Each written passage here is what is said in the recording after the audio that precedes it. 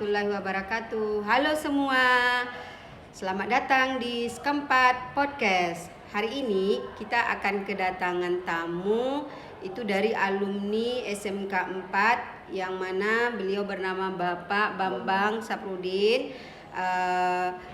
Bambang ini adalah alumni dari jurusan ATP. Halo Bapak, Halo. Selamat pagi. Sekarang udah jadi Bapak, udah jadi anak lagi. Oke, Pak Bambang, boleh ceritakan ke kami di SMK 4 ini bagaimana ceritanya, mulai dari pertama mungkin perkenalkan diri dulu ya. Oke, silakan Bapak. Ya, perkenalkan, nama saya Bambang Syafruddin. Tempat tinggal saya, orang tua saya itu di Mampujaya. Sekarang saya tinggal di Bandung. Dulu saya sekolah di sini angkatan pertama. Dulu itu ceritanya itu flashback Bu ya. Iya, silakan. Flashback dulu datang ke sekolah SMK 4 ini Bu. Itu tuh banjir. Sampai selutut lah dan lain-lain. Sekarang alhamdulillah tadi saya kesini udah aspal Bu ya, sampai depan sini. Alhamdulillah, dan masuk ke sini juga udah pangling udah di mana ATP dan lain-lain itu udah lebih banyak kelas daripada dibanding yang dulu. Oke, berarti udah berubah ya Pak ya? Berubah drastis. Dulu kenapa Pak Bambang dulu masuk jurusan ATP, agrobisnis tanaman pertanian ya? Kenapa Pak Bambang dulu berminat di jurusan itu dulu? Kenapa nggak jurusan lain? Ya, dulu tuh kenapa nggak jurusan lain? Yang pertama orang tua saya petani Bu. Orang tua saya petani, orang tua saya pekebun. Jadi saya pengen melihatkan sama orang tua saya gimana sih bertani yang benar, yang harus menurut orang yang sekolah itu gimana gitu, perbedaannya itu bagaimana, termasuk hasilnya juga bagaimana. Ternyata alhamdulillah saya sekolah di SMK 4 ini jurusan di ATP itu tuh lebih majulah daripada orang tua saya gitu. Kalau orang tua saya bertani ya sepemahaman dari kakek dulu gitu. Kalau saya pribadi jangan sampai tuh sepemahaman saya sampai dari bapak saya gitu. Kalau bisa ya saya lebih paham lagi dari orang tua saya. Itu sih alasannya pengen sekolah di pertanian, ngambil jurusan pertanian itu karena petanian Indonesia itu jangan sampai jadi petani turunan aja gitu. Berarti itu pemahamannya waktu masuk ATP dulu seperti itu ya? Ya. Oh mantap. Oke Bapak, yang saya dengar kan Bapak ini udah jadi orang yang sukses ya di bidang pertanian. Amin. Alhamdulillah di Bandung, tepatnya di Ciwidey ya, Pak. Oke, gimana ceritanya Bapak bisa magang di Jepang? Kalau magang di Jepang itu saya ikut proses seleksi pemagangan Jepang itu dari Kementerian Pertanian. Nah, dari Kementerian Pertanian itu kita seleksi pertama itu di kewirausahaan di setiap balai. Di setiap balai Indonesia itu melakukan kewirausahaan untuk magang Jepang. Lalu proses kedua kita ada namanya orientasi penyeleksian lagi Bu. Seleksi lagi di Ciawi Bogor. Setelah penyeleksian kedua itu kita ada pemantapan. Setelah itu dari sekian ribu yang pendaftar itu sisa yang diterima hanya 40 seluruh Indonesia. Seluruh Indonesia. Oke, 40. Dan saya alumni angkatan 33. Lamanya di Jepang berapa? Saya di Jepang 2 tahun dan di sana juga bertani. Ilmu apa yang dapat dari Jepang itu yang bisa Pak Bambang terapkan di Bandung? Kalau di Bandung sih intinya buat diri saya sendiri Bu ya. Untuk diri saya sendiri itu kedisiplinan, habis itu attitude Bu. Itu di Jepang tuh memang sangat ini. Kalau di dalam dunia pertanian saya tuh belajar sistem pola tanam, lalu belajar tentang ketepatan pupuk dan lain-lain. Itu kan secara kompetensi ya. Kalau kompetensi. Menurut Bambang di Jepang itu seperti apa? Yang sepengetahuan Ibu nih, orang Jepang itu sangat menghormati guru. Benar. Menurut Bambang apakah itu benar atau hanya info-info saja seperti itu?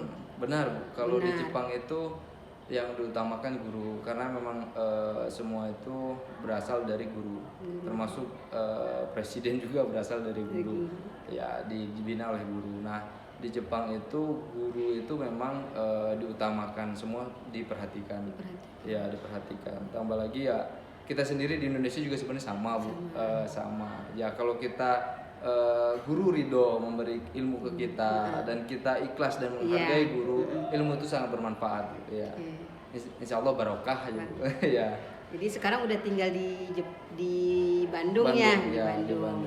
Dan punya keluarga di Bandung. Ya, alhamdulillah. Kira-kira setelah ini kan pulang ke Dumai nih, ke SMK 4. Jadi apa memberikan peluang kepada kami dari SMK 4 untuk bekerja sama ya. Misalnya kami bisa mengirimkan anak magang ke tempat UF Taruna Mukti ya. Jadi kira-kira apa yang bisa kami lihat kompetensi anak-anak setelah magang di UF Taruna Mukti tersebut? Kalau kami menerima Bu, udah 3 angkatan anak SMK 4 Dumai magang di kami. Itu tuh kami utamakan di sana etos kerja. Iya, etos. Lalu ini rasa ingin tahunya Bu. Yang ketiga kami kedisiplinan yang kami utamakan. Lalu attitude ya juga Bu. Soalnya anak-anak sekarang tuh gimana ya, rasa keponya kurang. Ya zaman dahulu kita tuh kepo, tapi memang anak-anak zaman dulu tuh kepo. Nah sekarang udah mungkin karena efek gadget ya, jadi ya kayak masa bodoh aja gitu. Kalau sekarang pengen saya itu ditimbulkan kembali ya, karena dari situ juga mereka tuh banyak rasa ingin tahu dan pengetahuan mereka lebih banyak. Iya, karena memang ilmu tuh nggak lebih tinggi ya. Ilmu juga nggak hanya dari buku loh Bu gitu, dari pengalaman hidup, dari perjalanan juga itu ilmu. Oke, nih Pak Mang ini udah sukses nih ya. Amin. Di Bandung sebagai petani yang sukses. Amin. Apa kiat-kiat Pak Bambang untuk adik-adiknya supaya bisa meniru atau minimal mencontoh apa yang sudah Bambang lakukan di usaha pertanian ini? Kalau untuk kiat-kiat untuk adik-adik, jangan malu untuk bertani. Kalau bukan kita siapa lagi? Iya. Intinya itu, kalau bukan kita siapa lagi? Dan generasi ke depan itu wajib kalau menurut saya mah turun ke pertanian. Karena jangan sampai terus-terusan impor. Nah negara kita itu tanahnya subur, nggak ada yang nggak bisa ditanam di Indonesia, itu nggak ada yang nggak bisa ditanam. Jadi kalau bertani itu jangan malu, karena kita tuh petani itu harus punya kreativitas. Jadi semua kreativitas itu keluarkanlah dari anak-anak yang sekarang, yang zaman-zaman sekarang. Itu tuh anak-anak sekarang kreatif loh Bu, cuman mereka itu kadang-kadang ada rasa belum layak dan yang lain, sebenarnya itu aja. Belum percaya diri ya, benar. Nah kalau ini sisanya kalau menurut saya mending gimana ya, mending jadi bos kecil Bu daripada karyawan besar. Tapi tertekan. Iya. Intinya walaupun usaha kita kecil, tapi kita tetap bosnya. Tapi walaupun kita berada di perusahaan besar, tetap kita hanya karyawan. Mau gimana juga kita nggak susah mau jadi bos, tetap jadi karyawan karena pada pemiliknya. Jadi kalau menurut saya mending ya gitulah, tanamkan, mending jadi bos kecil daripada jadi karyawan besar. Berarti yang usahanya di Bandung itu spesifiknya usaha bidang greenhouse. Jenisnya apa itu? Greenhouse saya budidaya paprika. Jadi paprika itu sudah diekspor? Pernah mau ikut cuman kemarin tuh teman-teman juga masalah di residu kimia. Residu kimianya kita masih gimana ya, dalam ambang kurang lalu masih tinggi. Cuman kemarin saya udah mulai ikut di dinas setempat atau di provinsi, saya udah ikut pengecekan kayak. Jadi pabrika saya itu udah punya sertifikat layak konsumsi gitu. Cuman kalau untuk ekspor itu harus tonase tinggi, Bu. Karena kita belum memenuhi sampai ke situ. Cuman kalau untuk saat ini saya kirim ke Batam. Oh, berarti udah melewati, pasarnya udah ke Sumatera ya? Udah, Bu, ke Batam. Ada kerjasama dengan teman juga pengiriman ke Padang dan Pekanbaru. Berarti kalau ke Sumatera itu ke hotel atau ke restoran atau di mana? Kita itu ada pihak ketiga yang mereka yang menyalurkan yang ke hotel, ada yang ke hotel, ada juga yang salah satu ke supermarket gitu. Jadi kita melalui pihak ketiga lagi. Gitu. Mantap ya. Ini mungkin dulu waktu sekolah, Bambang dulu ada kenakalan nggak? Boleh diceritakan sedikit nih. Kan anak sekolah nih, pasti ada kan, ada kisah tersendiri nggak? Buat adik-adiknya nanti biar tahu, oh dulu walaupun dia nakal tapi dia berhasil loh. Pastinya. Dulu pernah nggak teringat apa kenakalan Pak Bambang dulu yang ada di SMK 4 ini? Kalau nakal mungkin semua anak nakal. Iya. Semua anak nakal. Dulu ya memang diakui ada rasa penyesalan sih, Bu. Sekarang baru saya rasakan karena kenakalan saya dulu, sekarang saya rasakan kalau bahasanya kenapa saya dulu nggak ikut pelajaran ini gitu, atau saya kenapa nggak ikut dengar kata guru gitu. Dulu itu memang saya sering cabut. Juga cabut ya. Sering cabut, lalu kayak bolos sekolah gitu. Cuman alhamdulillah kesini-sini saya terus silaturahmi sama guru, termasuk dari saya lulus sekolah sampai sekarang saya silaturahmi sama Pak Yan, Bu Lili itu terus, Bu. Baik Pak Bambang, kita lanjutkan. Tadi ada cerita tentang Jepang. Ibu kan belum pernah ke Jepang nih, jadi Ibu pengen tahu tentang Jepang. Sepengetahuan Ibu, di Jepang itu kan memang sekarang pertaniannya cukup bagus ya, makanya ada bisa magang ke Jepang. Jadi yang Ibu pengen tahu tentang Jepang itu, kenapa sih pertaniannya itu maju, sedangkan sepengetahuan kita di ilmu sejarah ya, Jepang itu kan dibom sama Amerika sehingga tanahnya itu nggak bisa menanam apapun gitu kan. Tapi kenapa negara Jepang lah yang mempunyai produksi pertanian yang paling bagus? Contohnya kalau kita tahu dari berita-berita, buah yang paling mahal itu dari Jepang. Nah, itu kan berarti kan dari tanahnya udah bagus gitu. Kenapa sampai itu? Bisa Pak Bambang ceritakan biar kami bertambah banyak referensi kami tentang Jepang. Di Jepang itu yang pertama yang pernah tadi saya ucapkan awalnya itu karena efek beliau mengutamakan guru. Jadi siap apa dulu perang siap dibom, yang ditanya apa dulu? Guru, ada berapa guru? Bukan berapa jenderal yang hidup ya, bukan berapa perempuan yang hamil melahirkan berapa, ternyata berapa guru yang hidup tersisa, saking butuhnya guru ya. Mantap. Nah yang kedua di Jepang itu sebenarnya kalau di ruang lingkup saya, Bu ya, selama saya 2 tahun di induk semang saya, itu tepatnya di kota Wakoshi, itu tuh tanahnya diganti, Bu. Bukan tanahnya yang subur atau gimana. Di tepatnya di Wakoshi itu tanah tuh dikeduk, Bu, ditukar, itu sedalam 1 meter, itu tuh dilapisi sama ranting-ranting kayu, lalu kasih tanah lagi, kasih pupuk kandang, kasih tanah lagi, baru kita bisa bertani. Itu juga tanahnya juga selama 10 tahun atau 5 tahun itu diganti. 5-10 tahun itu diganti lagi. Ya, diganti lagi. Karena memang itu pengaruh dari residu kimia. Kenapa bisa sayuran di sana mahal? Yang pertama dukungan dari pemerintah. Itu ada subsidi namanya. Kalau kita ada subsidi. Jadi ada subsidi harga di sana. Jadi subsidi harga tuh ada kepastian harga, Bu. Kayak misalnya harga cabai, harga cabai itu segini loh gitu. Udah nanti itu segitu. Cuman nggak semua, Bu.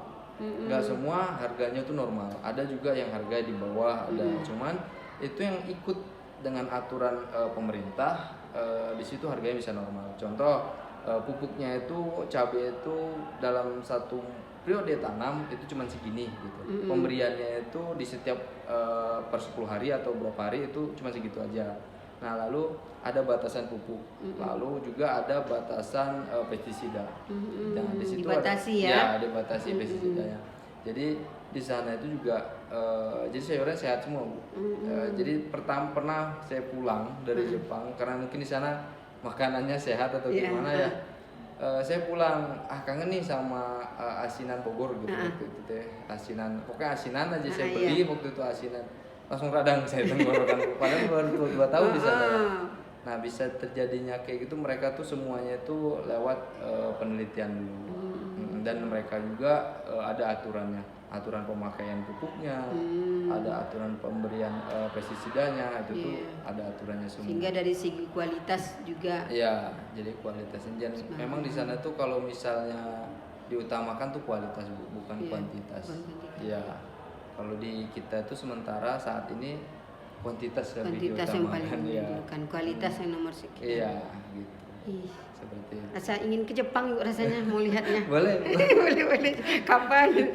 Oke, mungkin ini pertanyaan terakhir dari Ibu. Boleh. Saya banyak mau Ibu tanyakan sebenarnya nih. Di belakang ini aja Bu. Kedepannya nih Pak Bambang, apa harapan Bapak untuk SMK 4 sebagai alumni?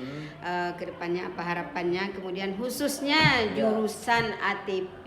Coba kasih kami apa sih harapannya gitu. Karena saya anak SMK 4 Bu ya. Dan saya jurusan ATP, tapi saya pengennya semua Bu.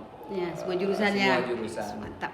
Karena teman-teman saya juga satu sekolah mulai dari dulu ada teman sekolah SD saya, beda jurusan tapi kami tetap teman. Jadi kalau bisa semuanya SMK 4 itu gimana pengen saya itu saling support. Kayak misalnya kolaborasi kolaborasi pertanian kerjasama. Kan ada mekanisasi ada betul. Habis itu akuntansi ada. Lalu ada apa lagi? TKJ IT-nya. Itu sebenarnya komplit Bu SMK 4 sebenarnya bisa kolaborasi. Mudah-mudahan SMK 4 ini komplit. Contoh di mekanisasinya mesin-mesin itu diciptakan dari mekanisasi. Dari mekanisasi. Nah, akuntansi bagian rencana anggarannya penjualan. Lalu kayak misalnya di TKJ itu tuh bisa kayak misalnya bagian promosi atau pasar lah, bagian jangkauan iklan dan lain-lain kayak gitu. Nah, bagian ATPH Bu ya itu pengolahan. Itu misalnya ini produk ini harganya lagi murah nih. Lagi murah, gimana nih caranya kalau bisa ini nih jadi produk jadi. Enggak cuman cabai pas waktu lagi murah hancur udah buang gitu. Jadi kalau pengen saya ini diolah bisa jadi bubuk cabai dan lain-lain kayak gitu. Pengen saya kayak gitu sinkron lah Bu. Betul. Jadi istilahnya tidak ada yang sia-sia, bisa dimanfaatkan semuanya, bisa ada nilai ekonominya di situ kan, bisa dari lowongan kerja, peluang kerja juga bisa di situ. Alhamdulillah, mudah-mudahan lah atas dari penyampaian dari Pak Bambang bisa bermanfaat sama kami khususnya di SMK 4 ini. Mudah-mudahan nanti podcast kita ini bisa nanti didengar oleh pihak-pihak yang bisa diajak bekerja sama. Terima kasih Pak Bambang atas pemberi informasinya, sudah bergabung dengan kami. Mohon maaf kalau ada misalnya secara pribadi Ibu yang dari segi bahasa dan tutur kata yang kurang sopan, Ibu mohon maaf. Terima kasih. Mudah-mudahan Bapak sukses selalu dan jangan lupa induk semangnya di SMK. Pasti setiap pulang pasti saya singgah. Insya Allah. Insya Allah. Mudah-mudahan. Terima kasih Bapak. Sama-sama Bu.